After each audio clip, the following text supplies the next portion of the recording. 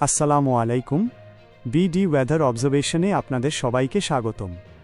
আজকের আবহাওয়ার সর্বশেষ আপডেট জানতে আমাদের চ্যানেলটি এখনই সাবস্ক্রাইব করে পাশে থাকুন।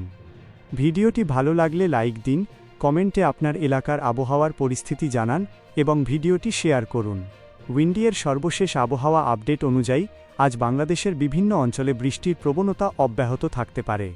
দেশের অনেক এলাকায় আকাশ মেঘলা থেকে আংশিক মেঘলা থাকবে এবং বিভিন্ন সময় হালকা থেকে মাঝারি বৃষ্টি অথবা বজ্রবৃষ্টি হতে পারে। কিছু এলাকায় দুপুরের পর থেকে বিকেল ও সন্ধ্যার দিকে বৃষ্টির প্রবণতা বাড়তে পারে। কোথাও কোথাও দফায় দফায় বৃষ্টি হতে পারে এবং বিচ্ছিন্নভাবে মাঝারি থেকে ভারী বৃষ্টিও হতে পারে। বৃষ্টির সঙ্গে অস্থায়ীভাবে দমকা হাওয়া এবং বজ্রপাতের সম্ভাবনা রয়েছে। বিশেষ করে বজ্রবৃষ্টির সময় সবাইকে সতর্ক থাকার পরামর্শ দেওয়া হচ্ছে।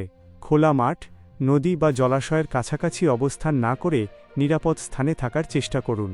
তাপমাত্রার দিক থেকে আজ দেশের বিভিন্ন এলাকায় দিনের তাপমাত্রা প্রায় স্বাভাবিক থেকে কিছুটা বেশি থাকতে পারে। তবে বৃষ্টিপাতের কারণে যেসব এলাকায় বৃষ্টি হবে সেখানে সাময়িকভাবে তাপমাত্রা কমে স্বস্তি ফিরতে পারে। অন্যদিকে বৃষ্টি না থাকা সময়ে বাতাসে আর্দ্রতা বেশি থাকায় ভ্যাপসা গরম অনুভূত হতে পারে।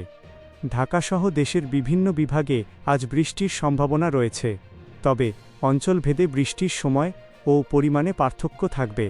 কোনো এলাকায় সকালে বৃষ্টি হতে পারে, আবার কোথাও দুপুরের পর অথবা সন্ধ্যার দিকে বৃষ্টির সম্ভাবনা বেশি থাকতে পারে।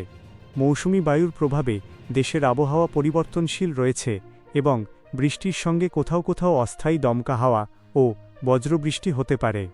সাম্প্রতিক বিএমডি পূর্বাভাসেও দেশের বিভিন্ন অঞ্চলে বৃষ্টি ও বজ্রবৃষ্টির সম্ভাবনার কথা বলা হয়েছে।